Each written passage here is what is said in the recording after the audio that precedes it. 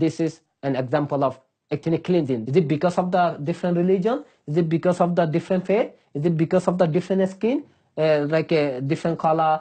I know we are the different, but it doesn't mean that we will have to, face this type of atrocities and the genocide. Before we came here, so we didn't know how people of this world can be so nice. Really, we didn't know this before. My children, they said, our teachers, our school are very nice, and we love our teachers. They are very atmosphere, and they are very kind to us. So we like to go to school, but they don't like to go to Burma. For decades, the Muslim Rohingya people of Myanmar have faced persecution at the hands of the country's military. Almost half the world's Rohingya population now live outside Myanmar. In 2008, the British government settled around 250 in the northern city of Bradford. My name is Deen Mohammed Noori. I am a president of this organization called AROUK Rohingya Organization UK, and it's based in Bradford here.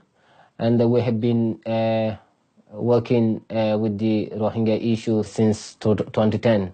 Today, they are the most persecuted minority group in the world. The Rohingya people of Burma, they were having persecutions and confiscated their lands, and stopping them from religion, doing the worship, and stopping them from going mosque, school, everywhere.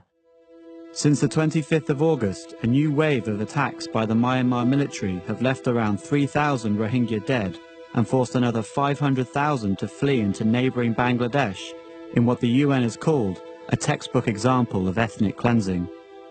Since 25th of August, my village was burned down, and it was destroyed to the ground. And even I lost a few relatives since 25th of August. People are being killed and slaughtered, and the children are being thrown to the water.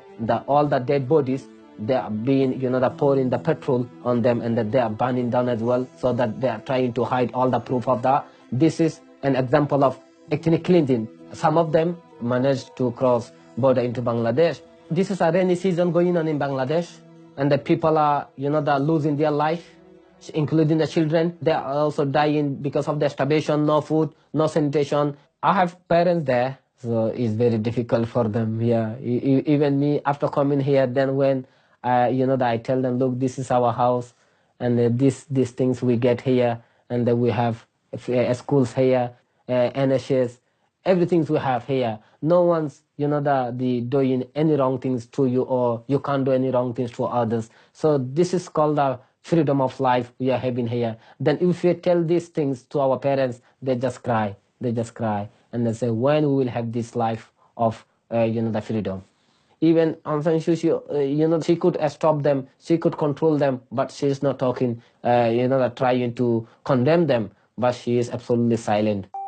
Aung San Suu Kyi spent 15 years under house arrest for her democracy campaigning, and on her release she became Myanmar's state councillor. Despite her newfound power and influence, the Nobel Peace Prize winner has repeatedly refused to condemn the military attacks on the Rohingya. We feel deceived by her because, that she is not talking about the Rohingya minority. We tried hard to get her free from the house arrest. We need support, but she is silent. This is our temporary life we are having here in UK.